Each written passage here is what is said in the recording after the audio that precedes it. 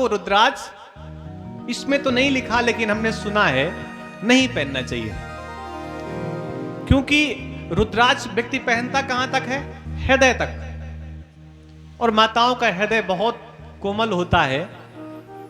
किसी भी वस्तु को देख करके या किसी को पीड़ा में देख करके उनके हृदय पे अनायास दया का भाव आ जाता है।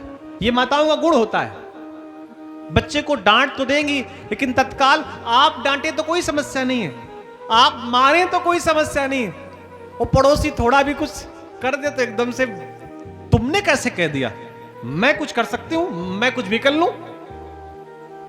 तो माताओं का हृदय बहुत नाजुक होता है, अनायास उनके अंदर दया का भाव आ जाता है, और रुद्राक्ष पहनने से वो भाव धीरे धीरे दूर होने लगता है।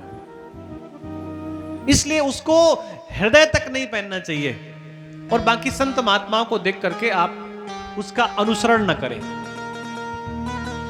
माताओं को क्या पहनना चाहिए?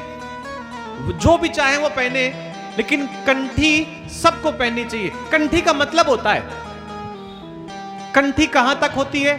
गले तक होती है। जो माला केवल गले के आसपास हो, केवल कंठ तक हो, ऐसी माला को कंठी कहते हैं।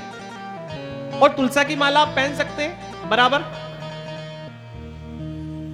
और तुलसा की माला कंठ तक ही पहननी चाहिए। बाकी भी अपनी अपनी व्यवस्थाएं हैं, लेकिन कंठी कभी अपवित्र नहीं होती, इसलिए कंठी पहननी चाहिए।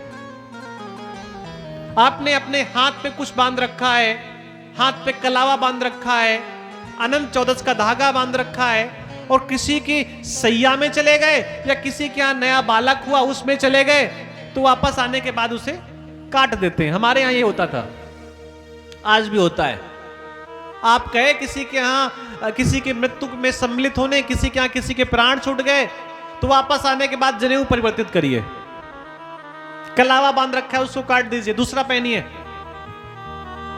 लेकिन ये नियम कंठी में नहीं होते। जो आप कंठी पहनते हैं ये अपवित्र नहीं होती।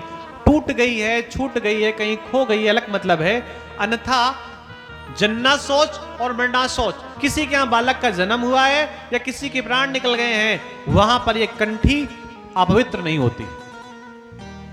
इसलिए कंठी सबको धारण करना चाहिए। रुद्राक्ष की अपनी विशेष महिमा है,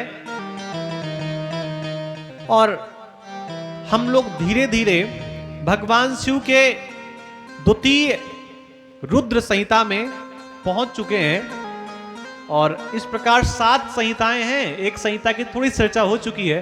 देखिए, क्रमबद्ध तरीके से किसी भी शास्त्र का वर्णन कठिन भी है और श्रवण भी कठिन है, इसलिए थोड़े थोड़े हिस्से को हम प्रणाम करते हुए आगे बढ़ते जाएंगे।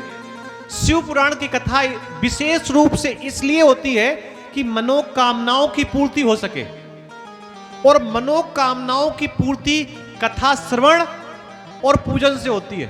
पूजन सुबह होता है, कथा श्रवण शाम को होती है। तो आप सब लोग